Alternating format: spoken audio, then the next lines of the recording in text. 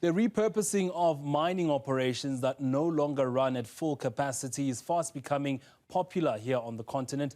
This emerged at the 2026 Investing in African Mining Indaba as underway in Cape Town.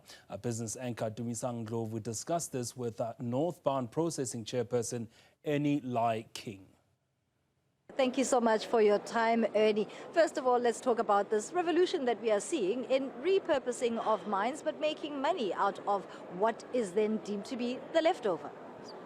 Thank you very much. So, as far as the industry and the sector that Northbound Processing is in the processing of mining byproducts.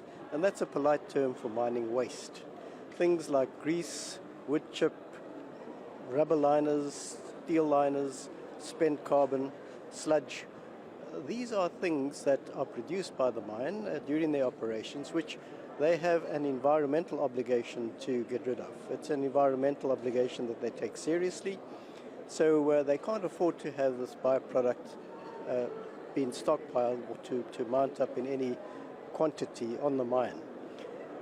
What we do is we take that mining byproduct, that waste, and we assist them in recycling that mining byproduct, and at the same time taking out and processing, refining gold particles which are embedded in those byproducts. And the yields that we get are surprisingly high.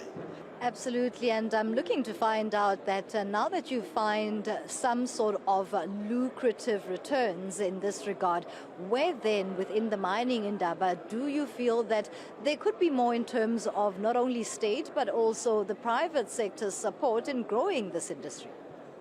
Absolutely. You know, the model that we have is something that we intend to replicate. South Africa is our base, and we intend to advance the operations and grow the operations and expand in South Africa. But we have an operation that we can replicate internationally, and the mining industry, I think, is going through a restructure. You know, costs are going up, mines are getting deeper, yields are getting lower. So I think the mining, especially the gold mining sector, I think is due for a restructure.